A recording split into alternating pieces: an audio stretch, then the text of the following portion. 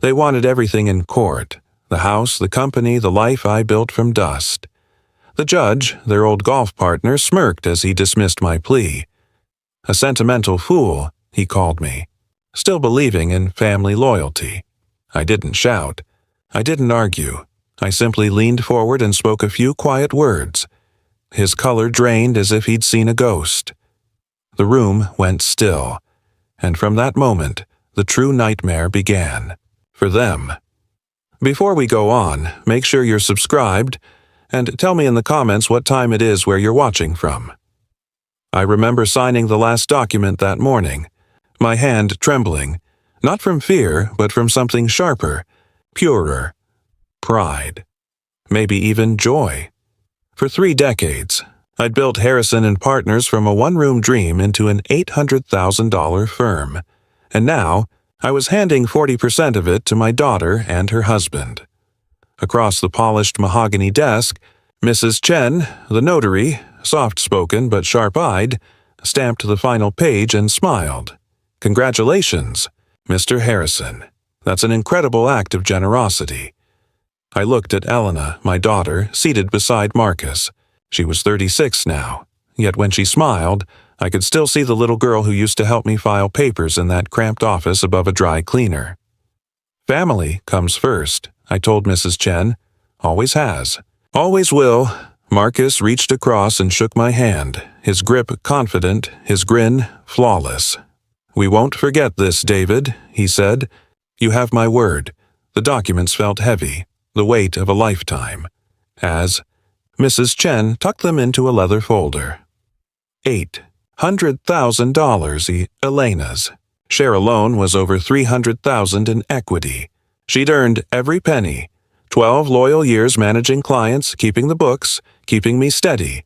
Their 10th anniversary was just around the corner. What better gift than security? "I've been waiting for this moment," I said as we rose. "You both deserve it." Elena reached out and touched my hand. Her palm was warm, reassuring. "Dad, you've always been so good to us." Outside, the March sun finally broke through Philadelphia's gray veil. My car sat beside Marcus's new BMW, sleek, shining, a reflection of his confidence. I'd made sure Elena was well compensated, $95,000 a year, plus bonuses. Fair, more than fair. "Come by the house tonight," I offered. "Dinner's ready. Let's celebrate properly." They exchanged a quick glance, unreadable. Then Marcus nodded. "Sounds perfect." The drive to Chestnut Hill took 25 quiet minutes. I replayed the morning in my mind. The signing, the smiles, that satisfying sense of doing something right. My phone lay still in the cup holder. No calls, no crises, just peace. Home waited at the top of the hill, a 3-bedroom colonial glowing softly in the late afternoon light. The table was already set. I'd spent the morning cooking their favorites: herb-roasted chicken, garlic potatoes, a cranberry pecan salad, and a bottle of Chardonnay breathing patiently on the sideboard. "You've really gone all out," Marcus said, surveying the table. Elena sat without a word but smiled faintly. That was enough for me. I poured the wine, my hand steady now, my heart calm. "To family," I said, raising my glass. "To the future," Marcus replied. "To what we deserve," we drank. The Chardonnay was smooth, mellow. For the first time in weeks, everything felt right. "I've been thinking about the transition," I said, carving into the chicken. "We should draft a schedule, go over client portfolios, make sure you're comfortable managing 40%. Elena's voice sliced through my careful plans. Flat, sharp, impossibly cold. I looked up. "What?" I asked. 40%. That's what you think I'm worth?" Her fork hung mid-air, frozen. "It's a gift worth over $300,000, I said. Marcus's interruption landed harder than I expected. "A gift? You've been exploiting our daughter for 12 years. The word hit like a palm across my face. "Exploiting, Elena. You know that's not—" She wasn't looking at me. Her hand stopped touching mine. She stared at her wine glass and turned it slowly, as if measuring something I couldn't see. I worked for pennies while you got rich, she said. 95,000 a year is pennies. My voice rose, surprise turning to knife-edge confusion. That's well above market for what she did. Marcus shoved his chair back so hard the legs scraped the floor.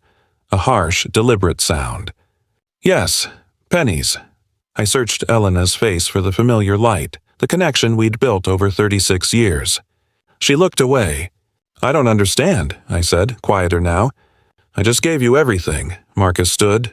He was taller, broader, and suddenly the dining room felt too small. Here's how this goes, old man, he said. You transfer everything, the house, the rest of the firm, or we take you to court. Your choice. The floor tilted beneath me, or maybe it was only my stomach. Elena, you agree with this? I asked. She met my eyes. Her expression was winter. I should have done this years ago, she said. Done what? I swallowed. I gave you a job, security, respect. You owed it to me, she replied. And now we're collecting. Marcus moved toward the front door. We want the house. We want the remaining 60%. You have 1 week to think about it. But we both know how this ends. Hand it over, or we make you look like the exploitative father you are. That's not true. My protest sounded faint even to me. See you in court, then. Marcus opened the door. Elena rose, leaving her napkin crumpled on the table, and didn't look back as she followed him out. The door shut. The house folded into an enormous, sudden silence. I sat there, the signed documents in their leather folder beside my plate. The dinner I'd prepared was cooling. My wine glass sat half full. Marcus's words echoed, Old man, David, see you in court. At the notary's office, she'd called me Dad, her touch warm, or so I'd believed.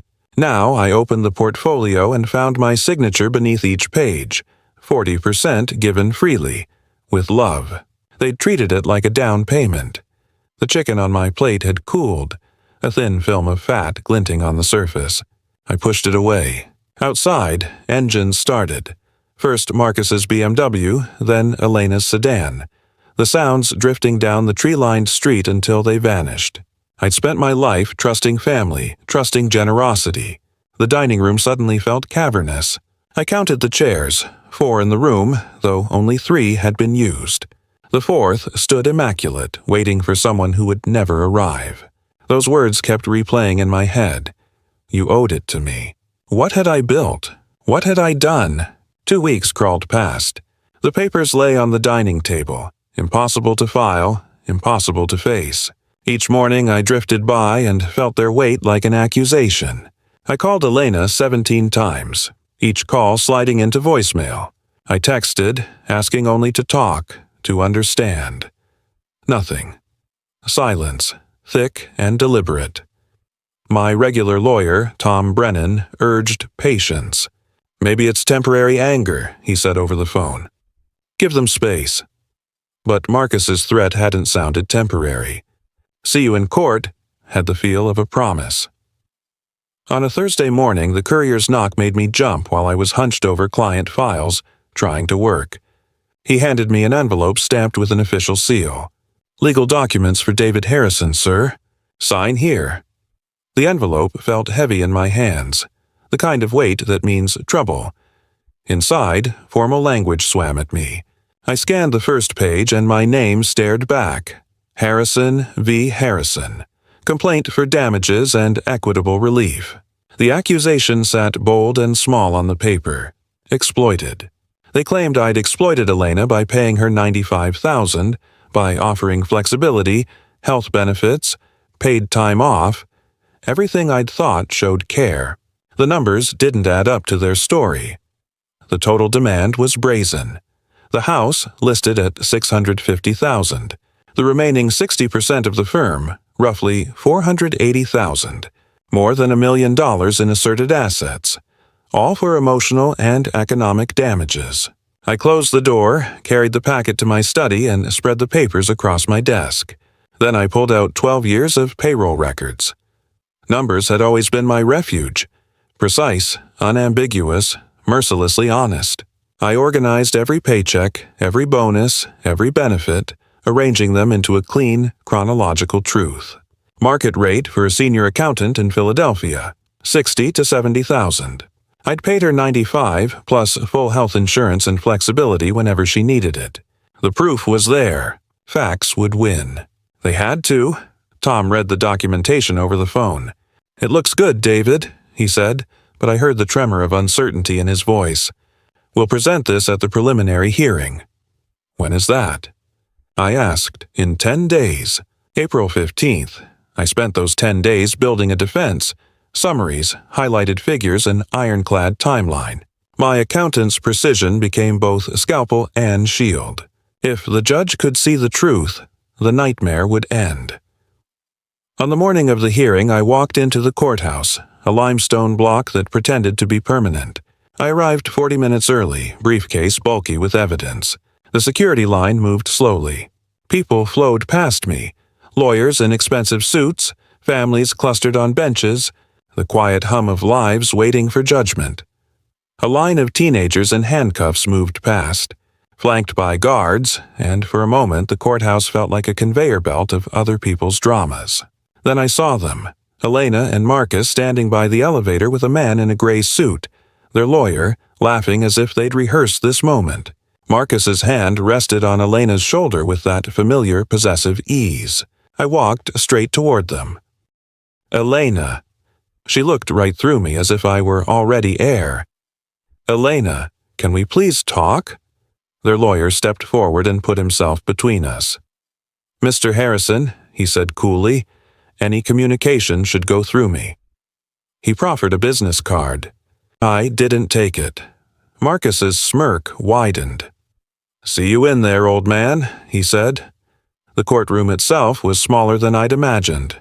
Cramped, too intimate. Judge Richard Palmer presided. Silver hair, mid-50s, an expert in the art of practiced indifference. Tom sat beside me at the defense table. Across the aisle, Elena refused to meet my eyes. The bailiff intoned, "All rise." Palmer took his bench, glanced at his notes. Harrison versus Harrison. "Mr. Harrison," he said to me with barely concealed disdain, "I've read your brief. Frankly, it's unconvincing." Tom rose. "Your Honor, if we may present the salary records—" Palmer cut him off. "That doesn't erase exploitation." My protest escaped me. "It's above market rate," I said, voice sharper than I meant. "Significantly above." Palmer's look narrowed. "Mr. Harrison, you exploited your daughter for years. She gave you her youth. This court recognizes emotional and economic damages." The phrasing was too neat, too rehearsed, as if the verdict had already been penned. Elena's lawyer, a thin man with predatory eyes, stood. "Your Honor, my client sacrificed career prospects to build her father's business, receiving minimal compensation." Minimal? I couldn't help myself. Palmer slammed his gavel. "Mr. Harrison, you'll have your turn, though I suspect it won't change the fundamental facts." Tom gave my arm a light squeeze, a warning. I fell silent. For 40 minutes the hearing felt like theater. Every time Tom reached for the payroll records, Palmer waved them away. "I've reviewed the materials, counsel. Move on." Yet whenever Elena's lawyer spoke, the judge leaned forward, engaged, nodding. When I tried to speak, he examined his fingernails with theatrical boredom. It wasn't simply bias. It was choreography. Palmer set another hearing date and issued temporary orders preventing me from selling any assets. "We'll reconvene in 30 days to discuss final disposition," he said, then fixed me with a look. "Mr. Harrison, I suggest you consider settlement. The court is not inclined to rule in your favor." He hadn't heard our case. He hadn't reviewed the evidence. He'd already decided. The gavel came down. Adjourned. Outside in the corridor, Tom talked strategy, but I wasn't listening. I watched instead as Marcus stood with Palmer by the courtroom door. Marcus's hand rested casually on the judge's shoulder, a familiarity that had no place in a courthouse. Tom left, people streamed by. Marcus turned to me, that same smug smile. You look confused, old man. The judge, he didn't even look at the evidence, I managed. Of course he didn't, Marcus said almost kindly. Then he laughed. Rick's my boy from college. We go way back, Sigma Chi brothers. We used to close down bars together. Still do golf every few weeks. Think you ever had a chance in there? The corridor lurched. You lost before you walked in. Thought you should know that. That's illegal, I said, the words thin and incredulous. Marcus leaned in, voice low and cold. Prove it. Oh, wait, you can't. See you at the next hearing when we take your house. He looped his arm through Elena's and they drifted toward the elevator, celebrating in plain sight. I made it to my car by some reflex, sat with the key in the ignition and didn't turn it. The parking lot emptied around me. Morning bled into noon. My phone buzzed. Clients, emergencies, messages from the office, but I couldn't make myself care. The legal packet sat on the passenger seat where I'd thrown it. Heavy, real, unavoidable. Marcus's words replayed like a broken record in my head. You lost before you walked in. He'd been right. I'd always trusted in paperwork, in neat ledgers and plain facts. But they'd laid the trap long before the notary's stamp. Long. Before that dinner. And I'd walked into it grinning, clutching signed pages as if they were blessings. The courthouse behind me rose in limestone, a monument to a system I'd believed in my whole life. A system that I realized now had been bought and bent by old college ties and backroom favors. I'd been a generous fool, well-documented and well-intentioned. Something inside me hardened then, a clarity like ice forming in my chest. I sat in the emptying parking lot until the afternoon light slanted low, staring at the place where Elena and Marcus had celebrated my unraveling. They clearly thought it was finished. They were wrong. For 3 days I pored over photographs. Elena at 5, gap-toothed and triumphant with a lost tooth in her hand. At 10, clutching a spelling bee ribbon while I cheered. At 16, awkward and luminous in a prom dress. At 25, beaming with her business diploma. I studied each face, hunting for the moment she changed, or the moment I stopped truly seeing her. Photos never answer. They only prompt more questions. Still, I kept looking. The legal packet sat untouched in my car like an accusation. I couldn't bring myself to touch it. On the 4th morning, I found my feet leading me to the study, not by thought but by habit. An accountant's reflex when the world loses its shape. Numbers had always been honest, mercilessly clear. I pulled last year's quarterly reports, flipped transaction logs for comfort, letting familiar columns steady me. Then a row caught my eye. Travel reimbursement, November 2023. Boston conference. $4,200 paid to Elena. But I'd flown alone to Boston. Elena had called in sick that week. My pen circled the line before I'd fully absorbed it. I dug deeper. January 2024. Consulting bonus to Marcus Callahan. $3,800. No board approval. March 2024. Another travel reimbursement, Seattle. Elena hadn't been to Seattle. April, $5,000 in client entertainment expenses without receipts. The shapes emerged, like cliffs out of fog. Small sums, under thresholds that might pass casual review, but consistent, frequent, deliberate. I spent the next week like a man possessed. 18 months of records unraveled into spreadsheets, timelines, and patterns. My study wall became a detective's tableau. Printed statements, index cards connected by string, highlighted lines forming a web. Altogether, it added up to $47,000 over 14 months. Not an empire, but enough to prove intent. This was not sudden greed born of my gift. It was a slow, patient con. They'd been preparing, stealing in increments, creating the very ledger of exploitation they would later hold up in court. The gift wasn't the beginning.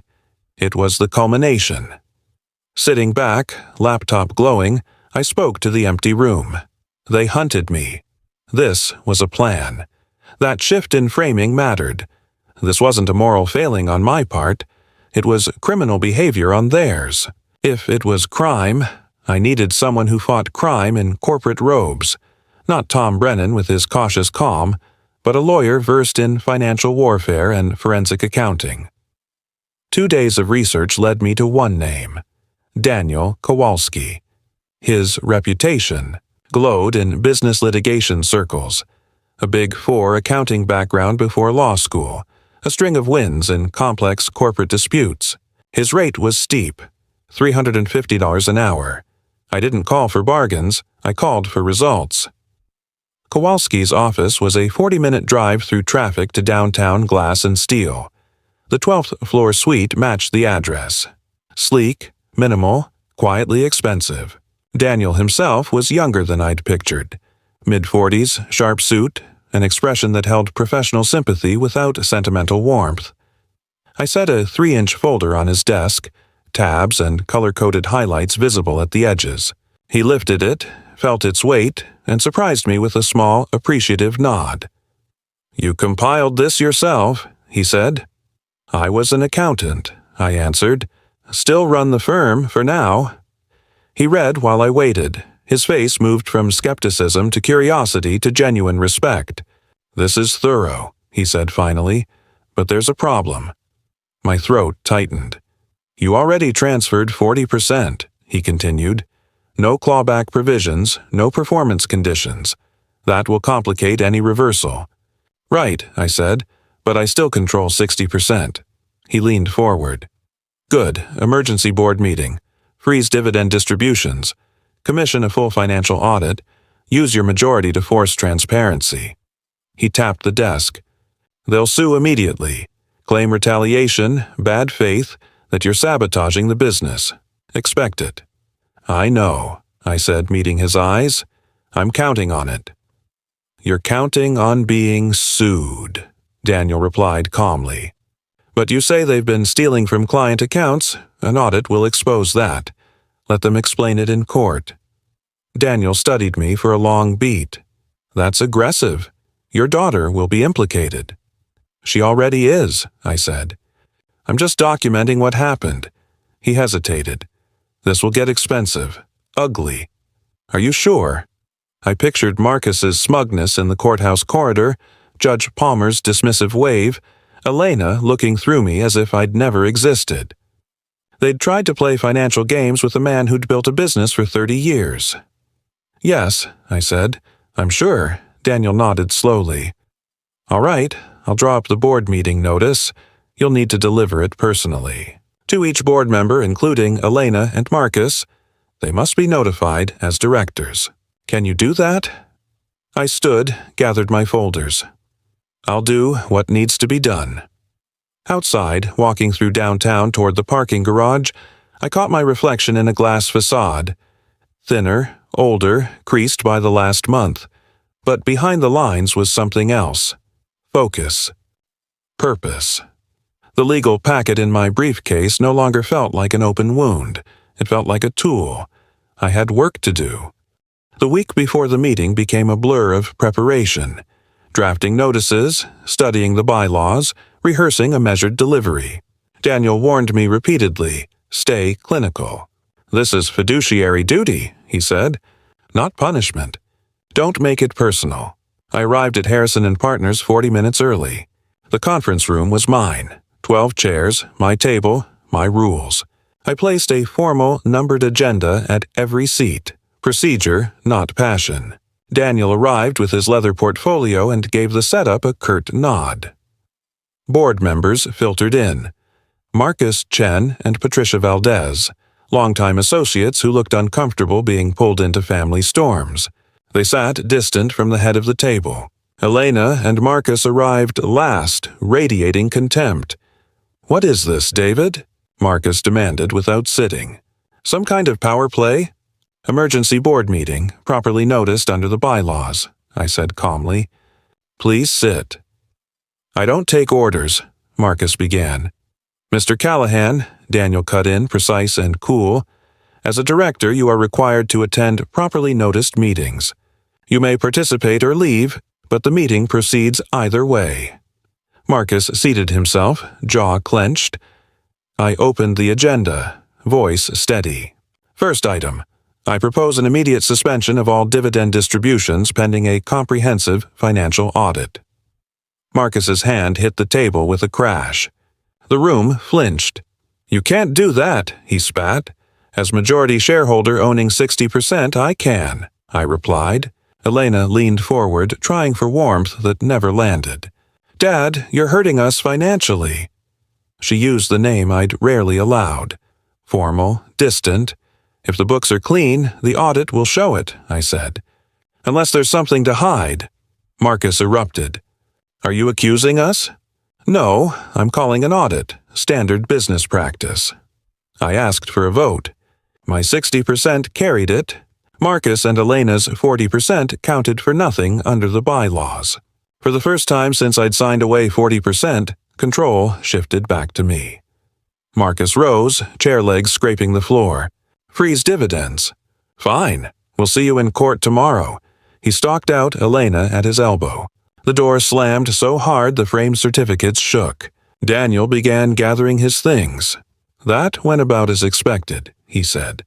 They'll file emergency motions within 24 hours. How fast? I asked. Tomorrow, probably. He sounded grimly optimistic. They filed within 6 hours. The evening brought an email. An emergency motion accusing economic abuse, retaliation, destruction of Elena's livelihood, and asking the court for an immediate restraining order against my corporate actions and for an independent manager to be appointed. Emergency hearing, next morning, Judge Palmer's courtroom. We arrived prepared. Daniel carried our response brief, the embezzlement evidence, and highlighted bylaws. I entered the courtroom with a steadier steadiness than before. Documentation, counsel, a plan. But familiarity didn't protect me from the pattern we'd already seen. Elena's lawyer painted me as a vindictive father, weaponizing ownership to punish his loving daughter. Palmer nodded, scribbling notes. When Daniel rose to present our evidence, the judge barely glanced up. Your Honor, Daniel said, we have evidence of embezzlement that directly explains Mr. Harrison's corporate actions. The judge's gavel came down. Counsel, this is not a criminal trial. The motion concerns economic abuse, and the court will consider that. He dismissed the relevance of theft to the motion. Mr. Harrison froze assets to punish his daughter. That's retaliatory and abusive, Daniel pushed back. Protecting corporate assets from theft is not retaliation. It's fiduciary responsibility. Palmer's voice was final. Motion granted. All actions taken by Mr. Harrison regarding Harrison and Partners are suspended. An independent manager, Mr. Robert Chen, will assume operational control pending resolution of the lawsuit. Daniel tried once more. Your Honor, may I ask about Mr. Chen's qualifications and any potential conflicts of interest? Palmer's face closed. Are you implying impropriety, Counselor? He said coolly. Next matter. In the hallway, Daniel was already on his phone, furious. That was blatant bias. I'm filing judicial misconduct complaints. I pulled out my phone and searched. Robert Chen, Philadelphia financial manager. The results loaded. Robert Chen, married to Susan Palmer. I followed the trail. Susan Palmer, maiden name Reeves, linked to Judge Palmer. The connections assembled themselves in my head like a map. Daniel stared at the screen. He appointed a man clearly connected to the judge. Brazen. His professional facade cracked into anger. This is grounds for immediate misconduct filings. Maybe removal. I tucked my phone away. Complaints alone aren't enough, I said. He won't stop for letters. He'll stop when we expose the network. Marcus's voice echoed down the corridor, performative and grateful. Judge Palmer, thank you for seeing through the manipulation. My wife was devastated by her father's actions. The judge waved a hand. Just doing my duty, he replied, smiling as they clasped hands. Two friends in public, their familiarity plain. Elena passed by me on her way out. For a single sharp moment our eyes met. Something flickered in Elena's eyes. Not remorse exactly, but discomfort. A crack in the armor. For a second she looked like the daughter I'd known instead of an accomplice in a smiling heist. Then she kept walking. Daniel and I ended up on the courthouse steps, sunlight baking Market Street, traffic a steady river below. "We'll appeal," he said, already assembling routes. "File judicial misconduct complaints. Request a different judge. We can fight this. How long?" I asked. "Months. Months minimum. Misconduct investigations can take a year. By then, they'll own everything. The house, the business, every asset I built in 30 years. That's why we fight hard," Daniel said. "Discovery, depositions. Follow the paper trails connecting Palmer to Marcus, Palmer to Chen. Expose every tie. A bus pulled away. People headed to normal jobs, trusting public systems to work. Do it," I said. "File everything." But I felt the need for something faster, something the judge couldn't bend. "We need evidence they can't ignore," I told him. "Proof so raw even corrupt judges can't dismiss it." Daniel watched me for a long beat. "You're thinking bigger than I expected. I'm thinking $47,000 isn't enough. We need the whole picture. Every payment, every connection, every lie. That'll take months. Then start now." My phone vibrated. Robert Chen, the court-appointed manager, had already changed the locks at Harrison and Partners. I was locked out of the company I'd built. They thought the fight was over. They were wrong. 4 days after the courtroom defeat, I sat in a cafe 2 blocks from the courthouse. My coffee had gone cold hours earlier. A dark ring marked the wood like time passing without me. Daniel had called that morning. Another emergency motion denied. Different judge, same bow to Palmer's discretion. A collegial deference that meant the first ruling stood. Robert Chen had changed the locks. 30 years of work and I couldn't open the front door. "Mr. Harrison?" a woman's voice said. I looked up. She was about 60, posture straight, glasses catching the light. Sharp, professional. "Do I know you?" "Irene Walsh," she said. "We worked together 15 years ago. I audited Brennan Manufacturing back then." Something in her tone jogged memory. Thorough, precise, the type who spotted what others missed. "You were in the gallery," she said without preamble. "I saw Palmer dismiss your case." My jaw tightened. She didn't offer sympathy. She offered assessment. "That man is corrupt. In legal circles, people whisper it, but no one can prove it. Complaints get filed. They sit for months. How long?" I asked. 18 months, maybe longer. By then, Palmer will have finalized everything you own. You'll have nothing left. Her bluntness landed like a punch. "So what do you suggest?" "I don't have 18 months. Then find evidence they can't ignore, and fast." Her certainty cut through the fog. "Why help me?" I said. "You don't owe me anything." She studied me. "I know what it's like to lose everything to smiling, corrupt people," she said. "My partners embezzled from my consulting firm. A corrupt lawyer flipped the narrative and I looked like the criminal. Lost the business, the reputation. 2 years of fighting. I learned how they operate, where they hide things. I can help you, but you have to be willing to fight. I should have walked away. I should have let the comfortable defeat remain my companion. But Irene's words lodged in my head. Evidence they can't ignore. What kind of evidence? I asked.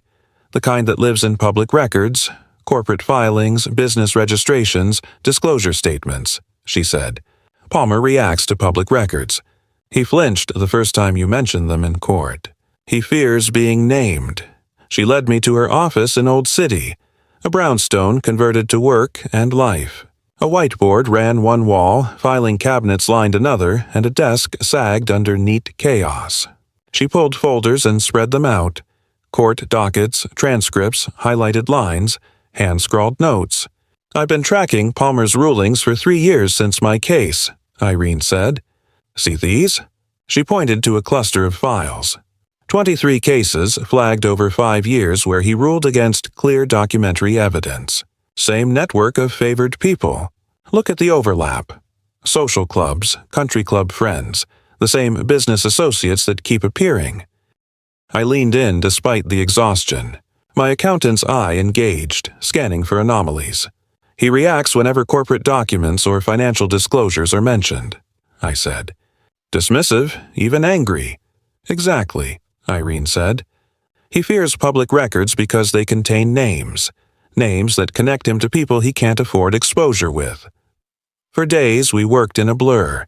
Irene and I dug through every Palmer case we could access, building timelines, mapping rulings, drawing connections on her whiteboard in different colored markers until the pattern no longer looked like coincidence.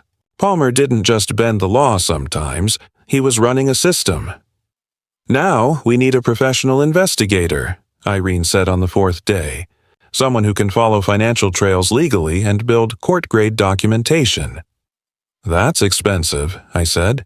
How expensive is losing everything? She countered. She recommended Sarah Chen, former IRS investigator turned private forensic sleuth. Specialty, financial fraud. Rate, $150 an hour. I called from Irene's office. My fingers were steadier than they'd been in weeks. A crisp, professional voice answered. Miss Chen, Irene Walsh recommended you. I need a financial investigator. Corrupt judge. Questionable business connections. I need documentation that will stand up to scrutiny. A pause, then a clear reply. That's my specialty. My rate is $150 an hour. I require a minimum engagement of 10 hours, $2,500 up front. Money was tight. Dividends frozen, legal bills stacking like storm clouds. But Irene was right. This wasn't an expense, it was an investment. When can you start? I asked. Today. Send names, businesses, dates. Sarah's voice had said over the line. Preliminary findings in a week. After that call, I sank into Irene's chair and felt, for the first time since signing those transfer papers, something that wasn't pure despair. Not hope exactly, it's something steadier. Purpose. Irene brewed real coffee in a French press and handed me a steaming mug. The first sip felt like permission to breathe. They made a mistake, she said, watching me. What mistake? They assumed you'd stay broken. I told her I was broken. She didn't argue. Shock is different from surrender, she said. Shock passes. Then you remember who you are. And who am I? I asked, the question sounding smaller than it felt. You're the man who built a firm for 30 years through precision and persistence, she said. Those skills haven't vanished because a corrupt judge wrote a bad order. You just have to use them differently. Her whiteboard glowed with connections. Palmer at the center, lines fanning to Marcus, to Robert Chen, to names we hadn't traced yet. A web becoming visible. The coffee was good. For the first time in weeks, something tasted right. 1 week, I said. Then we see what Sarah found. Evening slid over Philadelphia, and inside Irene's office the cluttered, determined stillness felt like a plan taking shape. The week of waiting was busy with work. Irene and I bolted together every Palmer case we could reach and mapped timelines. But the smoking gun had to be the financial link Sarah was following, the clear money trail that would end Palmer. She arrived Thursday with a leather folder that looked like a final verdict. I found the connection, she said. It's worse than you think. She spread public records across Irene's desk, corporate registrations, filings, bank entries, everything pulled legally from disclosure databases. Judge Palmer owns 30% of Marcus's consulting firm, she said. Since the company's registration 18 months ago, that's a direct conflict of interest. He can't preside over cases touching that business. I felt the floor tilt. Sarah traced a sequence of transfers. Look at this, payments moving in a circle. Marcus paid himself from a company Palmer effectively controls. My accountant's brain clicked into gear. The dates matched a pattern. See here, Sarah said, tapping a ledger. A $4,200 payment the same week Palmer issued the temporary order blocking your corporate actions. Another payment 15 days after he named Robert Chen manager. Every ruling that benefited them lines up with payments. Irene's voice was quiet but hard. Payments correlate to rulings. Every single time. Sarah flipped through more pages. $84,700 over 2 years. That's not consulting fees. That's bribery dressed up as business income. The ownership traced back through shell entities, but public corporate records, beneficial ownership filings, legal registrations, put Palmer on the map as the hidden beneficiary. The evidence was court-ready, sourced, documented, undeniable. This destroys him, I said. It ends his career. We spent the next 3 days assembling a surgical package. Company registration showing Palmer's stake, bank records showing transfers to Marcus, a forensic timeline tying payments to case milestones, a compendium of other Palmer rulings favoring his circle. Daniel joined by conference call. "This is extraordinary," he said. "File with the Judicial Conduct Board immediately. Move for recusal at the same time. How fast could they act? Emergency review. Maybe 2 weeks," Daniel estimated. 2 weeks. After months of bruising, 2 weeks felt almost gentle. "Keep it quiet until we file," Irene warned. "Once it hits the court system, it's public. We'd been too visible already." Marcus grew paranoid. The old man wasn't crumbling. He was meeting with Irene and Sarah. He hired someone to watch me. He didn't know what we were doing, only that I was plotting. On Friday afternoon, the counterattack landed. While we reviewed the assembled exhibits, my phone pinged with a legal notice that made my stomach drop. I handed it to Irene without speaking. The words on the screen were surgical in their cruelty. An emergency petition alleging I was mentally incompetent, paranoid, irrational, unable to manage finances, requesting immediate psychiatric evaluation and temporary guardianship, handing Stuart, Marcus, and Elena control of all my assets including the house. Palmer had already scheduled an emergency hearing and ordered the evaluation for the coming week. They were trying to declare me insane. Irene read it fast. Her jaw tightened. "Desperation move," she said. "They're scared." "It feels like they're winning," I said, hearing the tremor in my voice. Daniel called immediately, voice clipped and urgent. "You can't fight this evaluation," he warned. "If you resist, it looks like paranoia. If you raise Palmer's corruption during the exam, it looks like delusion. Go. Be calm. Answer normally. Pass the assessment. What if they paid the psychiatrist?" I asked. "Then we appeal," he said. "But you must get through this without giving them anything to use against you." When he hung up, I sat in Irene's office surrounded by evidence that could topple Palmer, unable to touch it until a stranger declared me sane. The trap had been set perfectly. Defend yourself and appear unwell. Stay silent and lose everything. Irene's hand found mine and rested there steady. "This is a panic move," she said. "But you have to think long-term. 1 week, pass the evaluation.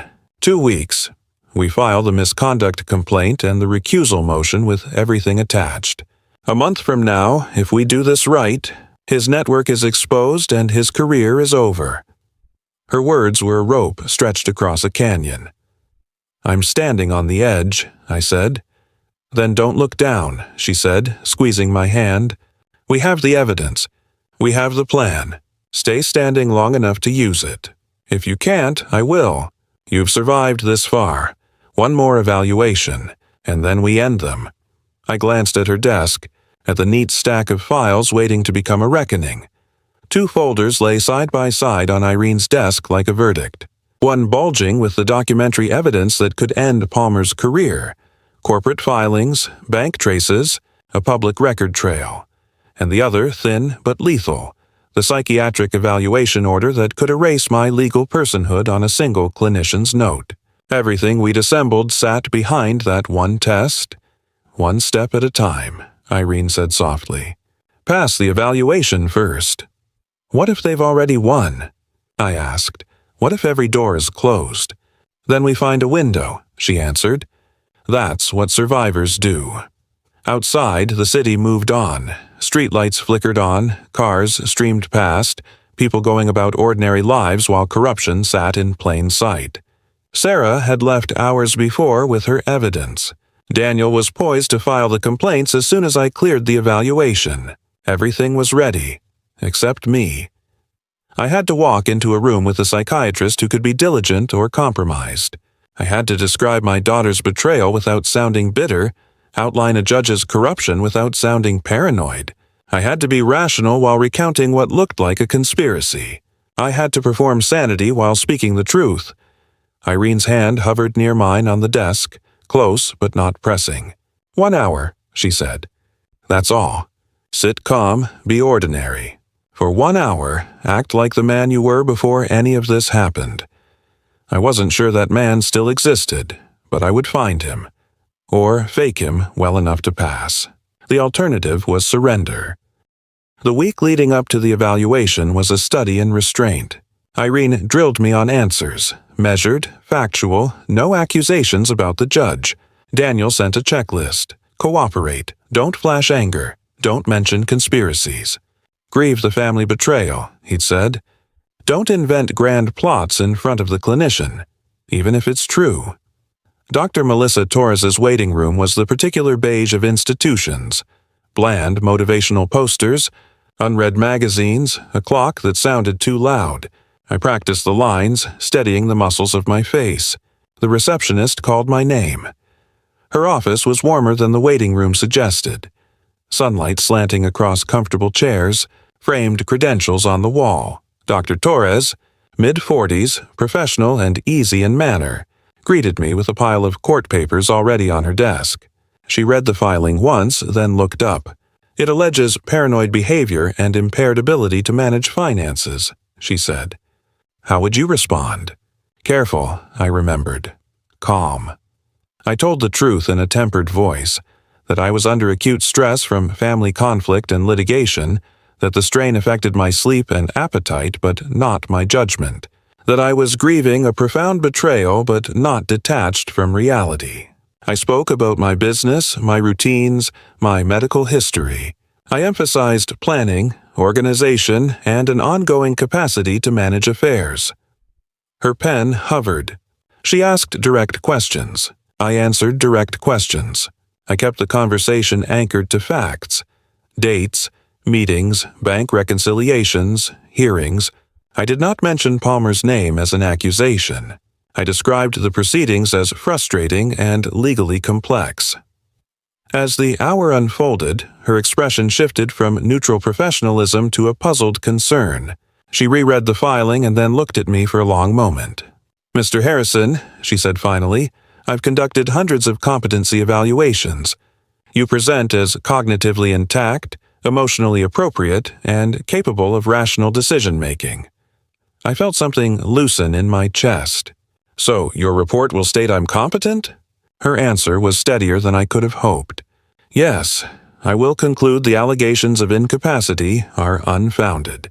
Frankly, this appears to be an inappropriate use of the evaluation process. I called Irene from the parking lot, my hands unsteady in a different way than before. It's done, I said. She says I'm fine. Better than fine. She questions why this was ordered. Can she file the report today? Irene asked. Within 48 hours, I said. Relief rushed through her voice. That's what we need. Get back here. We file everything. I drove to Irene's office with the city looking unexpectedly sharp, as if a fog had lifted. Daniel joined on the laptop screen. We hit them on 3 fronts, he said. Judicial conduct complaint today, civil suit for embezzlement tomorrow morning, and an anonymous IRS tip tonight. How fast on the ethics complaint? Irene asked. Emergency review for something this documented. Maybe 2 weeks, Daniel replied. 2 weeks felt suddenly manageable after months of grinding loss. Keep it tight, Irene warned. Once this becomes public, they'll react. If they panic, they'll do ugly things. Let them. Those moves create more evidence. Daniel's tone grew colder. This will get uglier before it ends. Expect more motions, more accusations. We don't stop. We let their aggression become proof. File everything, I said. No backing down. I had been committed the moment they betrayed me. We worked late into the evening, Irene and I finalizing filings, Daniel signing off remotely. Coffee went cold. The city lights came alive beyond the window. Conversation folded into smaller spaces between strategy. How we'd survive the interim, who would do what if the pressure rose. Irene, who had lost her business to betrayal and a rigged narrative, lifted her glasses and met my eyes. When I lost everything, I thought I'd never trust again, she said. I learned to trust evidence instead. Trust paper, not promises. It's lonely, but it's safer. Those words settled in my chest like preparation. We had a plan, the proof, and a path. The fight ahead would be long and ugly. But for the first time since the signed documents had been returned to me, I believed the balance could tilt back. I stared at the whiteboard, at Palmer's web of names and dates, and spoke quietly. After Sarah died, I stopped letting people in. I built walls I didn't even notice. Irene looked at me, steady.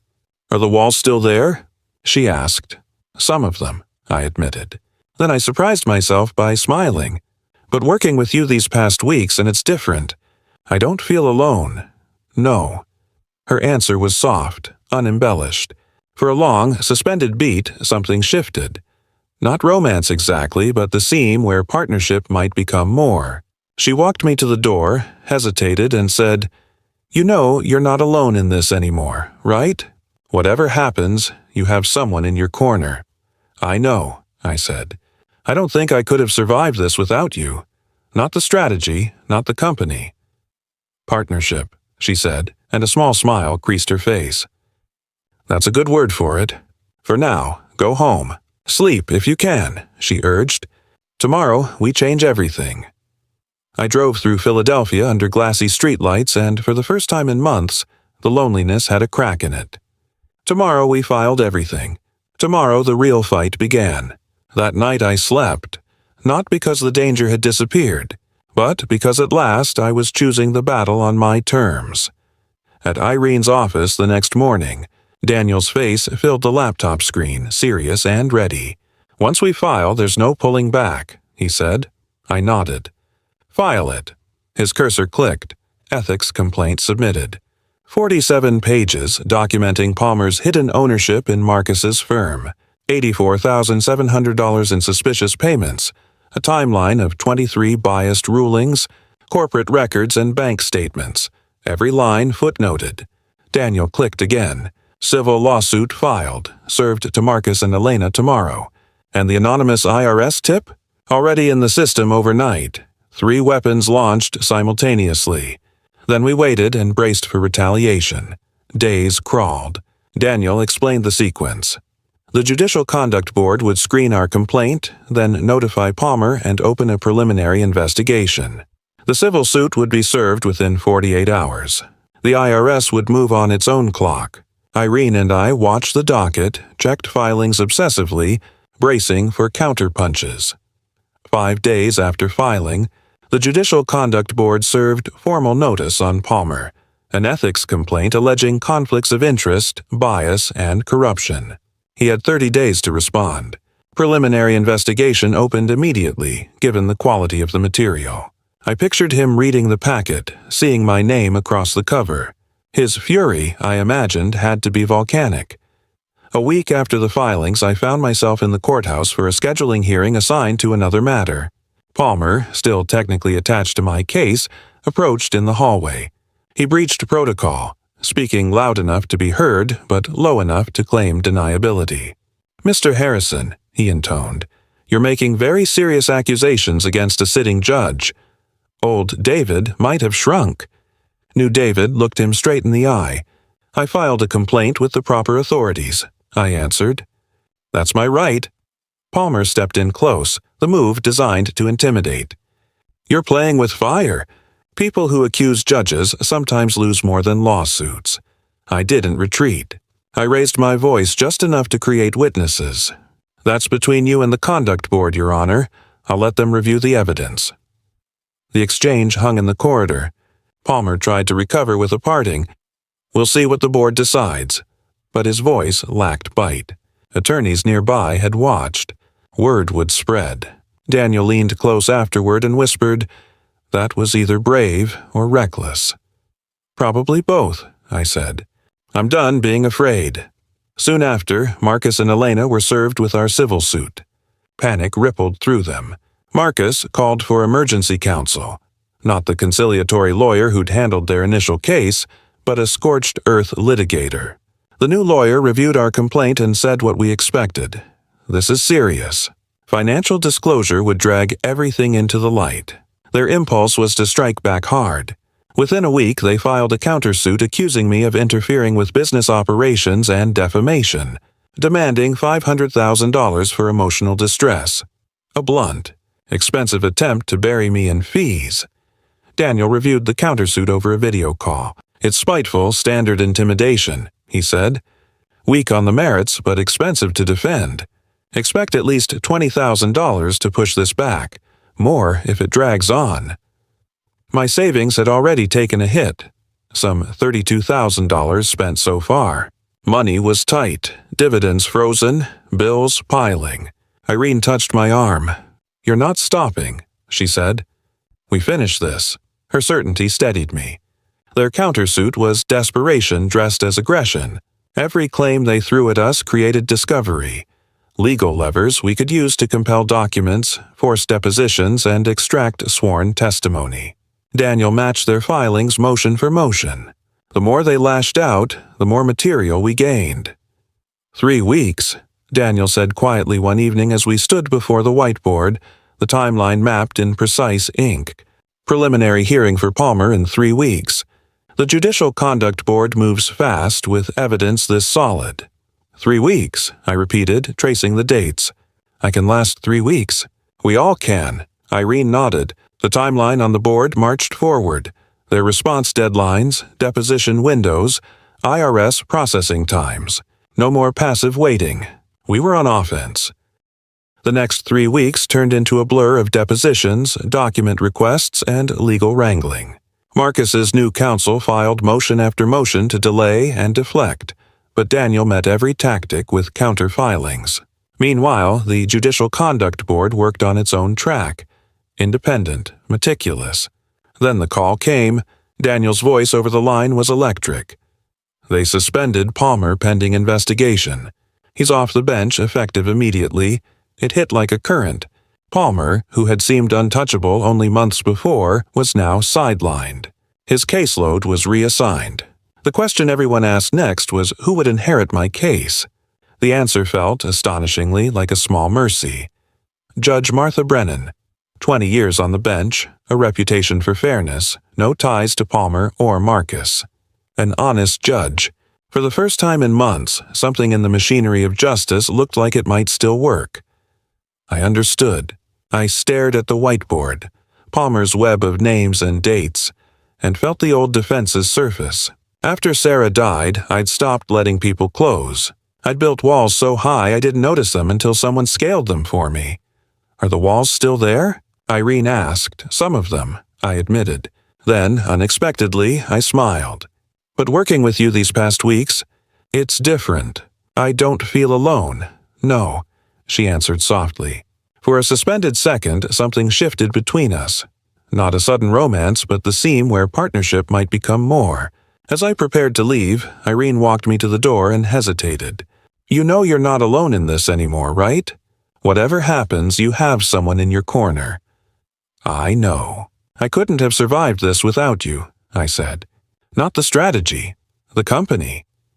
Partnership, she replied, a small smile breaking through. Good word for it.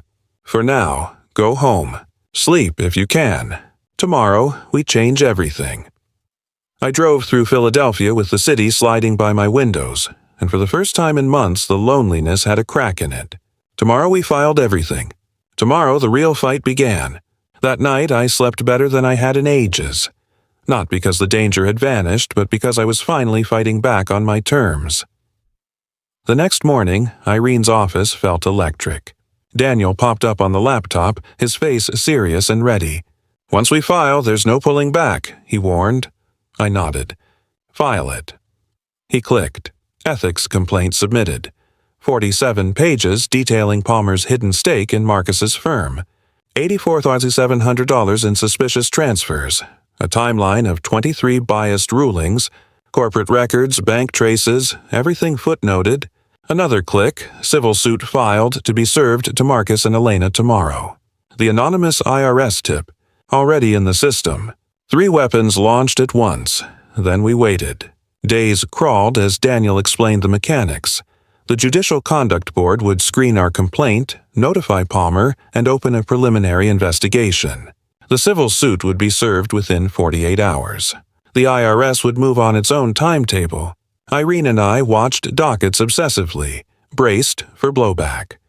5 days later, the board served Palmer with formal notice, an ethics complaint alleging conflicts of interest, bias, and corruption. He had 30 days to respond. A preliminary investigation opened immediately. I pictured him reading the packet, my name on the cover, and imagined the fury that must have risen inside him. A week after filing, in a courthouse hallway for another matter, Palmer breached protocol and confronted me. His voice was loud enough to be heard, but low enough to deny intent. "Mr. Harrison, you're making serious accusations against a sitting judge." Old me might have gone mute. New me held his gaze.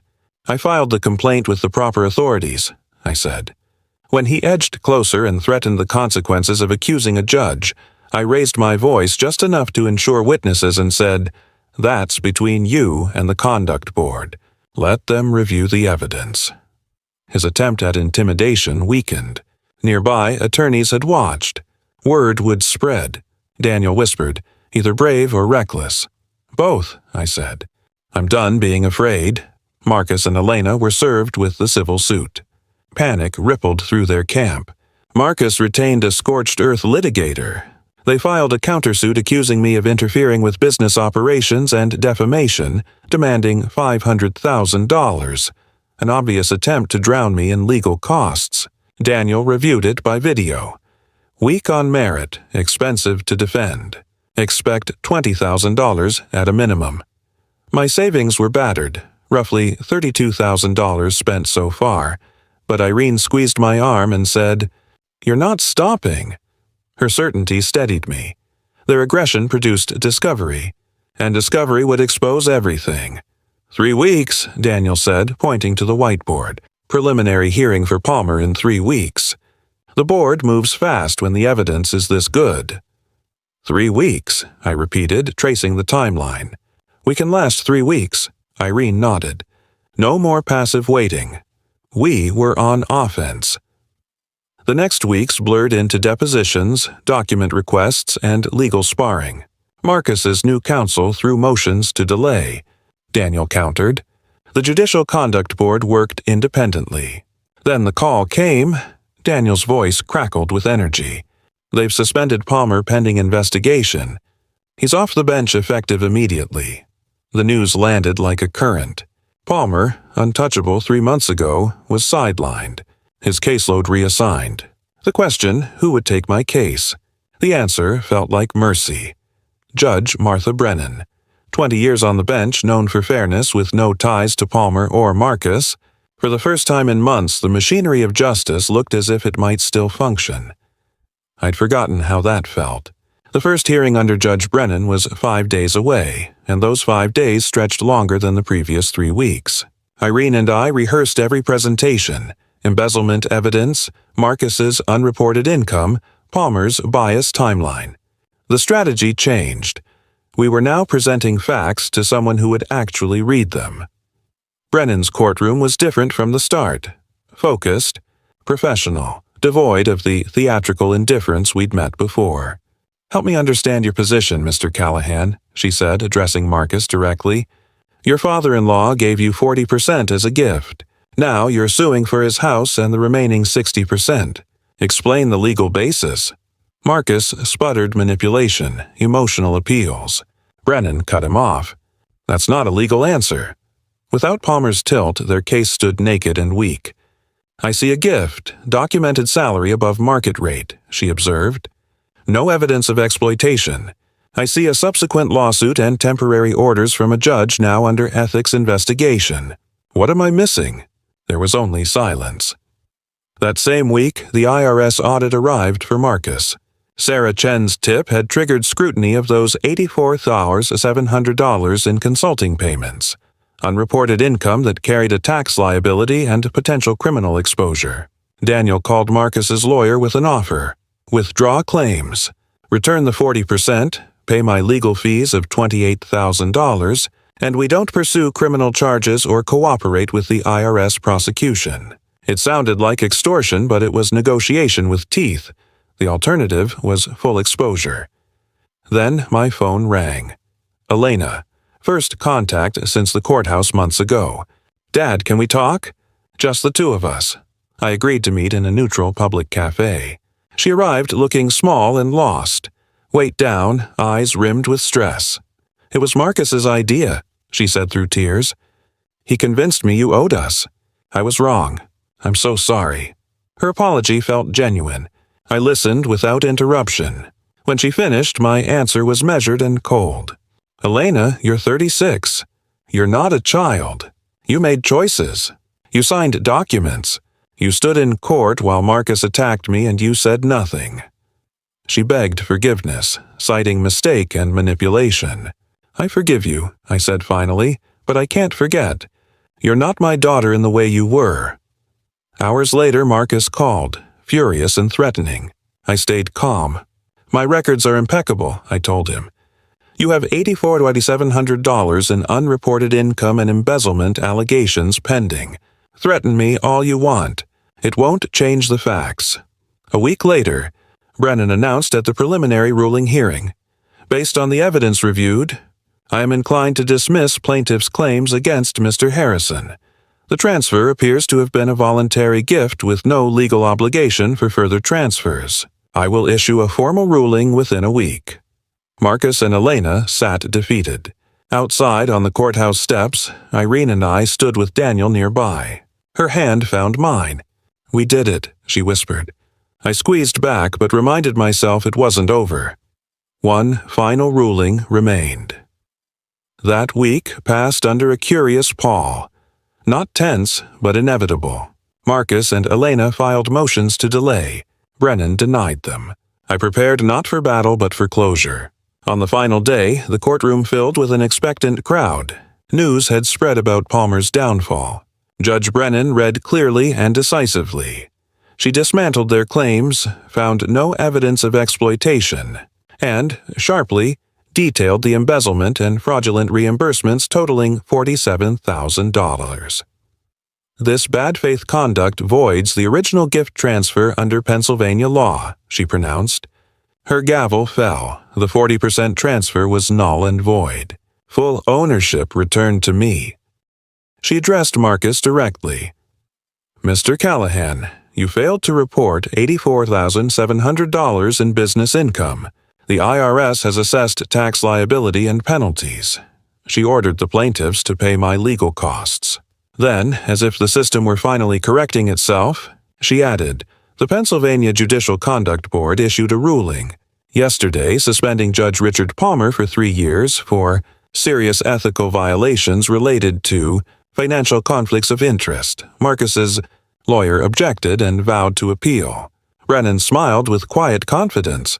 "That is your right," she said. "I am confident an appellate court will find this ruling well supported." The gavel fell and 6 months of warfare ended in that single, irrevocable sound. I sat very still as the reality of finality settled in. Irene's hand touched my shoulder from the gallery. Outside, Marcus stormed off. Elena lingered a moment. "Dad," she said, the single word heavy with everything between us. I stopped and turned. "I know you won't forgive me," she said. "I just want you to know I understand what I threw away. I'm sorry," my voice was measured. "I gave you every advantage.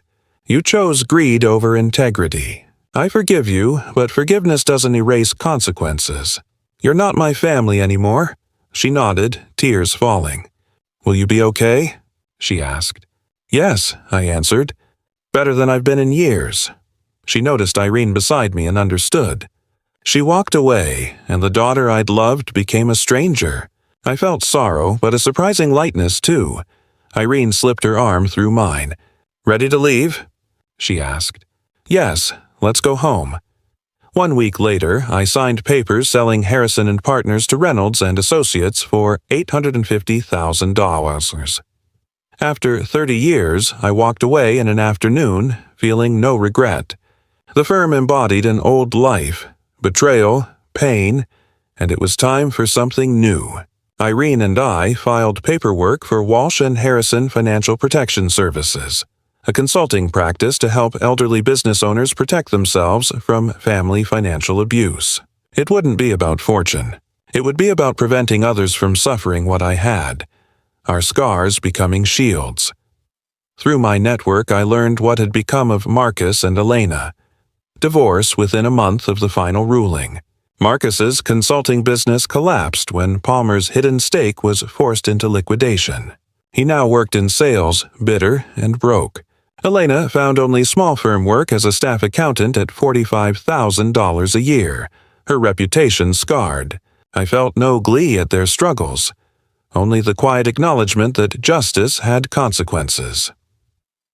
On a late August evening, Irene and I sat on my Chestnut Hill terrace, the very house they had tried to take. The Philadelphia skyline glowed as the sun sank. Wine glass in hand, comfortable silence between us. "You know what's strange?" I said. "I gave them everything and they wanted more. Some people don't appreciate gifts. They only understand taking. Do you think she regrets it, or only regrets getting caught?" Irene asked. "Does it matter?" she said. "Either way, she lost her father. I nearly gave up many times." "But you didn't," she reminded me. "You fought. You won. We won. I couldn't have done it alone." She leaned against my shoulder. "You're not alone anymore." A real smile, the first in months, spread across my face. "No," I said. "I won't be." We watched the sunset together. Not jubilation, not oblivion to the pain, but peace, justice, and a new partnership. 6 months ago, I'd believed my life was over. Now, at 64, after betrayal and loss, life felt like it might be beginning again. We launched the new business the following week. Old wounds remained, faint and angry, but they were healing. I had learned that justice does not simply exist. You often have to fight for it. Family means little without integrity. Being right is not enough. You must stand up for what's right. The story closed not with triumphant spectacle, but with quiet restoration of dignity. And for me, that was enough. If this story moved you, please like the video, subscribe to the channel, and leave your thoughts in the comments. To hear the next story, click the box on the left. Thank you for watching.